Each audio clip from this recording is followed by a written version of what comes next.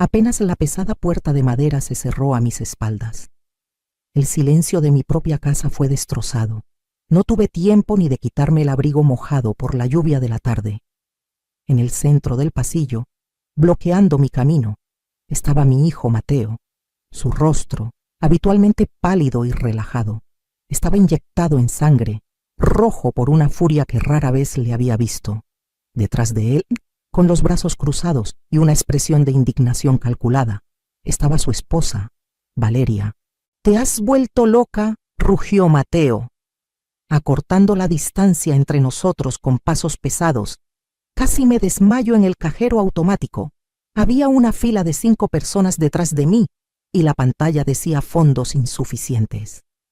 Actualicé mi información bancaria y pedí que mi pensión de jubilación fuera enviada a una nueva tarjeta. Cuando llegué a casa, mi hijo y mi nuera me estaban esperando. No me encogí, no retrocedí. Me tomé mi tiempo para desabotonar mi abrigo de lana y colgarlo en el perchero de la entrada. Observé la vena palpitante en el cuello de mi hijo y la mirada afilada de Valeria, quien claramente había estado alimentando su enojo durante horas. «No», Mateo, respondí, mi voz deliberadamente baja y nivelada. Contrastando con sus gritos, no he perdido la cabeza. De hecho, creo que acabo de recuperarla. El cajero retuvo la tarjeta. Mamá continuó gritando, agitando las manos. Llamé al banco y me dijeron que la cuenta conjunta estaba vacía y la tarjeta cancelada. Exijo saber qué hiciste con nuestro dinero. Lo miré fijamente a los ojos. No había miedo en mí, solo una claridad fría y absoluta. No es nuestro dinero, Mateo. Es mi pensión y la he movido a una cuenta a la que solo yo tengo acceso. Valeria soltó un jadeo dramático, llevándose una mano al pecho como si la hubiera bofeteado. Mateo abrió la boca, pero las palabras parecieron atascarse en su garganta. Lo que no sabían era que esa tarjeta cancelada era solo el primer paso de muchos. Hace 3 años, Mateo y Valeria me pidieron un favor. Valeria había perdido su empleo y el alquiler de su apartamento se había vuelto insostenible.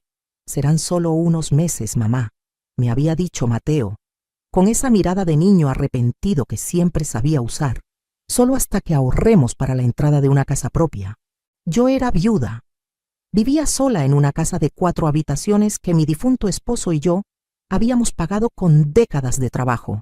La idea de tener compañía me pareció reconfortante al principio. Accedí, pero las semanas se convirtieron en meses y los meses en años. La transición fue sutil. Primero, Valeria decidió que mis muebles de la sala eran demasiado anticuados y los movió al sótano, reemplazándolos con un sofá minimalista que pagaron a plazos. Luego, mis cacerolas y mis rutinas de cocina fueron desplazadas por sus dietas estrictas y sus horarios. Me convertí en una invitada en mi propio hogar. La estocada final llegó bajo el disfraz de la conveniencia. Mateo sugirió que, para que yo no tuviera que preocuparme por pagar las facturas de la luz, el agua y los impuestos, unificáramos las finanzas. Vinculamos mi cuenta de la pensión a una cuenta conjunta. Yo confiaba en mi hijo. Asumí que mi dinero cubriría mis gastos básicos y ellos ahorrarían el resto de sus salarios. Pero empecé a notar los paquetes de ropa de diseñador llegando a la puerta. Las cenas de sushi caro que pedían varias veces por semana. Las escapadas de fin de semana a las que yo, por supuesto, no estaba invitada porque necesitaban tiempo de pareja. Mientras tanto, me pedían que apagara las luces temprano para no gastar. Yo no decía nada. Observaba desde mi rincón en la mesa, limpiando los platos que ellos dejaban en el fregadero, hasta que los fantasmas del silencio empezaron a mostrarme cosas que los vivos intentaban ocultar. Fue un martes por la mañana. Valeria me había dejado, como de costumbre, una cesta rebosante de su ropa para lavar antes de irse a su clase de pilates, mientras revisaba los bolsillos de un abrigo de invierno para asegurarme de que no hubiera pañuelos.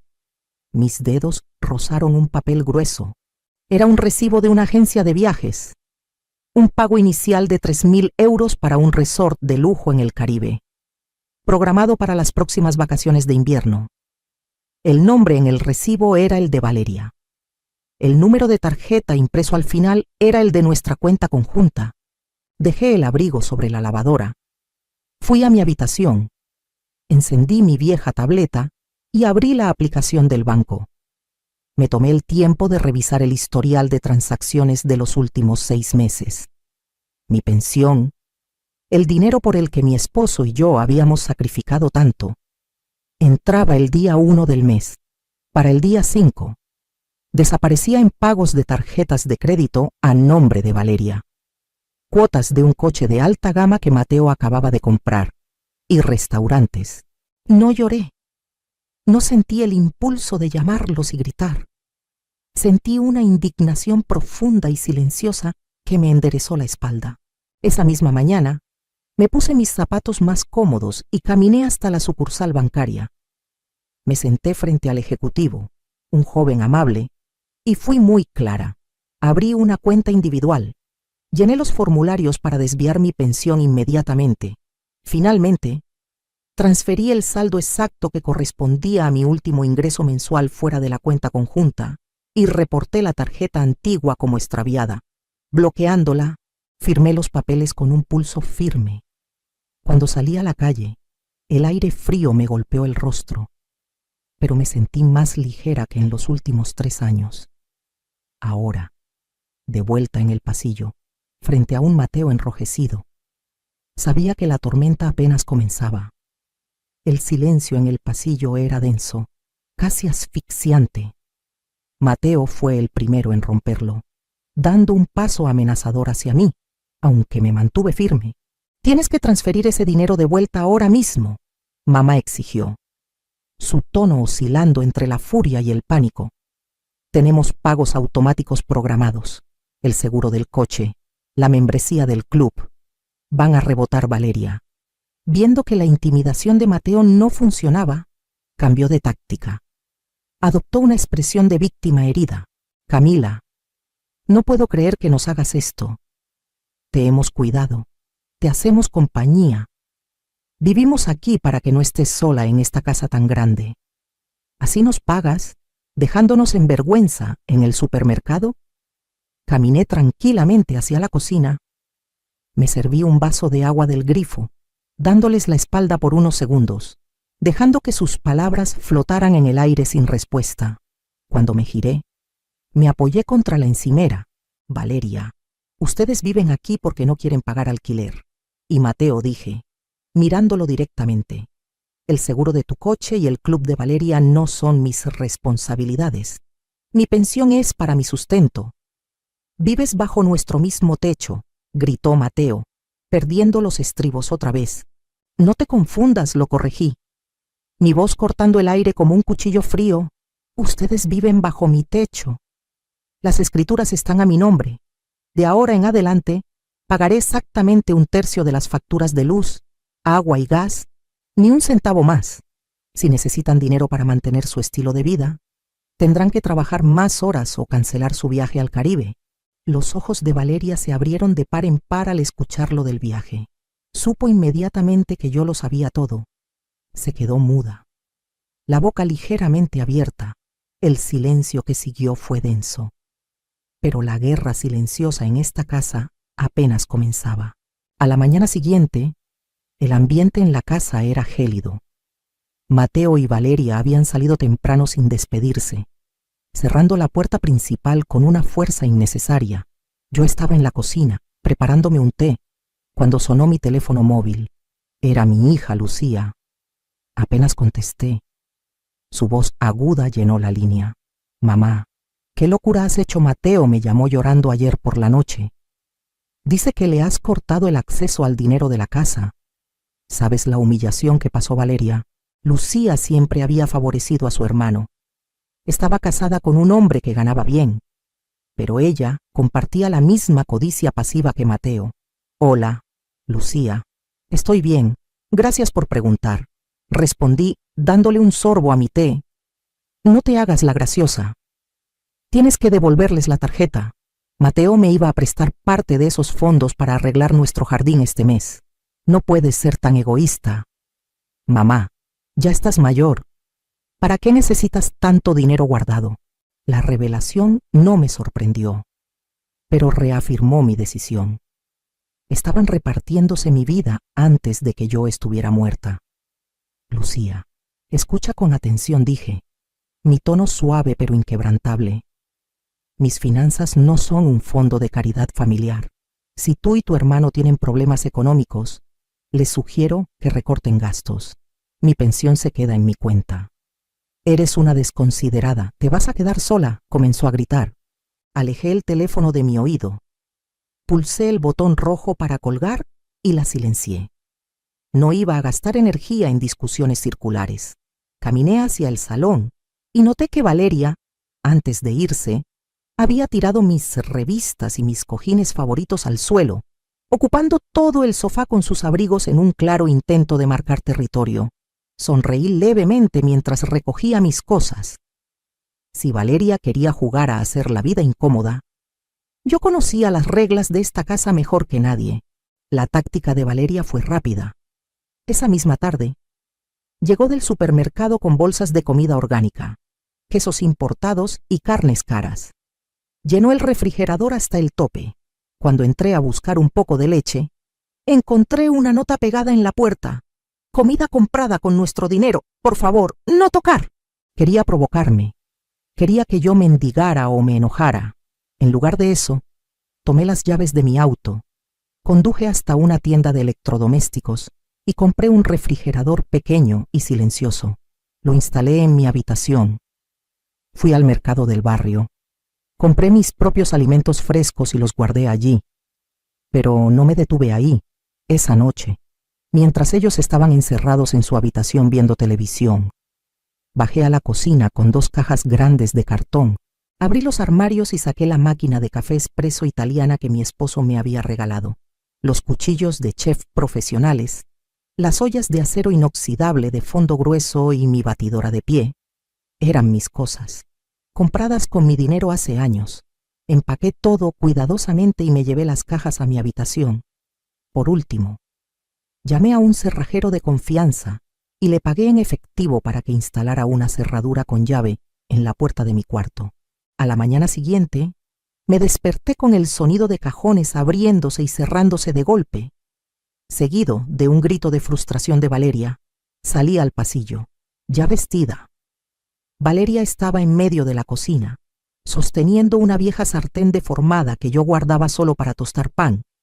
¿Dónde está la cafetera? ¿Dónde están las sartenes buenas?, me exigió con el rostro descompuesto. Están a salvo, respondí tranquilamente, caminando hacia la puerta de entrada. Como estamos separando nuestras cosas, decidí que era mejor guardar mis pertenencias. Que tengan un buen día. Cerré la puerta detrás de mí. Sus gritos ahogados desde el interior fueron música para mis oídos. Era viernes por la noche. A pesar de la tensión evidente en la casa, Valeria se negó a cancelar una cena que había organizado con 2 de sus amigas más pretenciosas. Estaba decidida a mantener las apariencias. En el pasado, Valeria esperaba que yo me quedara en la cocina limpiando los platos a medida que ellos se ensuciaban, o que me encerrara en mi cuarto para no interrumpir. Esta vez, no hice ninguna de las 2 cosas. A las 8 en punto, cuando sus amigas estaban sentadas en el salón bebiendo vino, salí de mi habitación. Llevaba puesto mi mejor vestido, el cabello arreglado y un libro en la mano. Caminé con total naturalidad hacia el salón. Encendí la lámpara de lectura junto al sillón individual, mi sillón, y me senté. Valeria se tensó de inmediato. Sus amigas me miraron con curiosidad. «Buenas noches, señoras», dije con una sonrisa amable. «No se preocupen por mí. Continúen con su charla». Valeria intentó sonreír. Aunque parecía que le dolía la cara, trató de ignorarme, alardeando sobre un proyecto de diseño en el que supuestamente estaba trabajando. Luego, en un intento de deshacerse de mí, se volvió y dijo con voz dulce pero tensa: «Camila, ¿podrías prepararnos un poco de café a las chicas? Ya sabes, en tu máquina italiana». Levanté la vista del libro, manteniéndome perfectamente serena. «Oh, lo siento, Valeria. ¿Sabes que la cafetera está bajo llave en mi habitación? Como acordamos separar nuestros bienes estrictamente, no traje la llave conmigo. Tendrás que usar el café instantáneo que compraste. Una de las amigas soltó una risa nerviosa. Mateo, que acababa de entrar al salón, se quedó de piedra. El rostro de Valeria pasó del blanco al rojo carmesí. Nadie dijo nada sobre el café instantáneo. Volví la vista a mi libro, pasando la página con calma. Valeria se excusó para ir a la cocina y no volvió a salir en 15 minutos. La cena terminó mucho antes de lo previsto. Con la llegada de diciembre, el invierno se asentó sobre la ciudad. La casa, al ser grande y antigua, requería mucha energía para mantenerse caliente. Era la primera semana del mes, y vi a Mateo dejar un sobre la mesa de la cocina con un suspiro pesado. Era la factura del gas y la electricidad. Me acerqué, tomé la factura y leí el monto total. Era astronómico, producto de Valeria dejando la calefacción encendida a 25 grados todo el día. Tomé mi calculadora, dividí el monto total entre 3 y fui a mi habitación. Regresé con un pequeño fajo de billetes exactos. Los puse sobre la mesa frente a Mateo, quien estaba desayunando. Aquí está mi parte. Mateo, 1/3, como acordamos. Él miró el dinero y luego a mí, con el pánico asomando en sus ojos. Mamá, esto no cubre ni la mitad. Valeria gastó demasiado en la cena de la semana pasada y mi salario no entra hasta el día 10. Necesito que cubras toda la factura. ¿Te lo devolveré? No. Mateo, dije, retirando mi mano. No soy un banco. Esta es mi contribución. Ustedes consumen la mayor parte de la energía en esta casa. Nos van a cortar el servicio si no pagamos completo, levantó la voz. Entonces les sugiero que apaguen la calefacción central hasta que puedan pagarla. Esa misma tarde, el termostato de la casa fue apagado. Yo no sufrí. Había comprado semanas atrás un radiador eléctrico de bajo consumo que mantenía mi habitación perfectamente cálida. El resto de la casa, sin embargo, se volvió un témpano. Valeria paseaba por los pasillos envuelta en 2 batas gruesas, temblando y lanzándome miradas cargadas de odio cuando salía de mi cuarto. El lujo al que estaba acostumbrada se estaba desmoronando rápidamente, y Mateo no tenía ni el dinero ni el coraje para detenerlo. El frío y la falta de comodidades rompieron la fachada de Valeria. 4 días después de apagar la calefacción, la escuché gritando en su habitación. No estaba discutiendo conmigo, estaba destrozando a Mateo. «No puedo vivir así», chillaba Valeria, su voz atravesando las paredes. «Me baño con agua tibia, como en sartenes quemadas y me congelo en esta maldita casa vieja. Me prometiste que aquí viviríamos sin preocupaciones media hora después». Mateo golpeó la puerta de mi habitación. Abrí. Parecía que había envejecido 5 años en un mes. «Mamá, Valeria está haciendo las maletas. Se va a ir a casa de su hermana. Dice que me deje con ella o que nos vayamos juntos». Se quedó allí, esperando que yo cediera, esperando que el miedo a perder a mi hijo me hiciera sacar mi tarjeta y pagar para devolverle su comodidad. «Es una lástima que su matrimonio dependa de mi pensión». Mateo, respondí, mirándolo sin piedad, pero sin alzar la voz.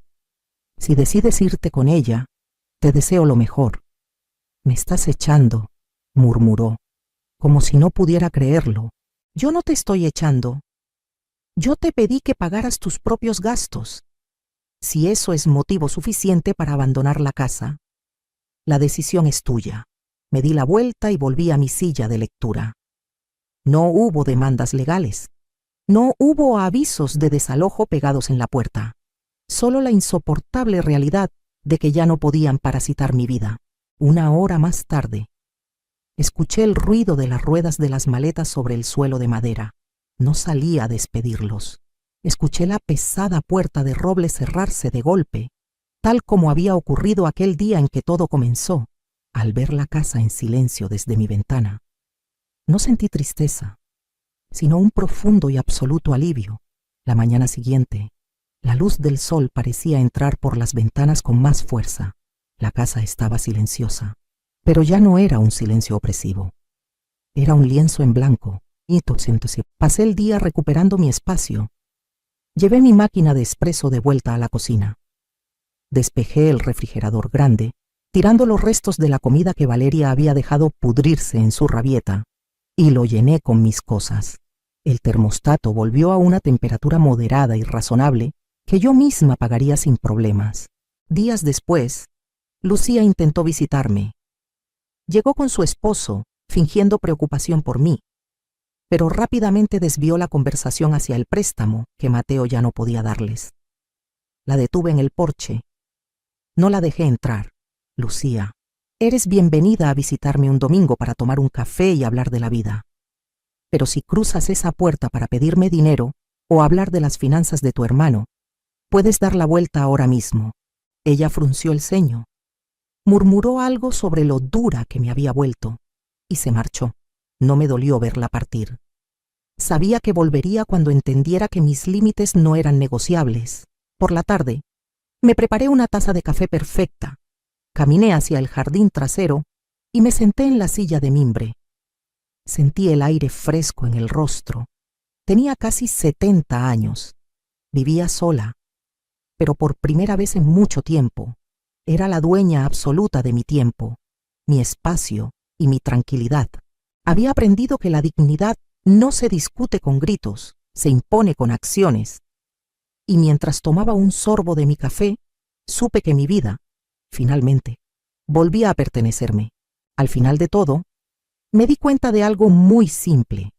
Amar a tu familia no significa convertirte en un cajero automático, ni ser un espectador en tu propia casa. Durante mucho tiempo, creí que ceder constantemente era la única forma de mantener la paz. Pero la verdadera paz solo llega cuando decides respetarte a ti misma primero. Poner límites no es un acto de egoísmo, ni una venganza. Es un acto de supervivencia emocional.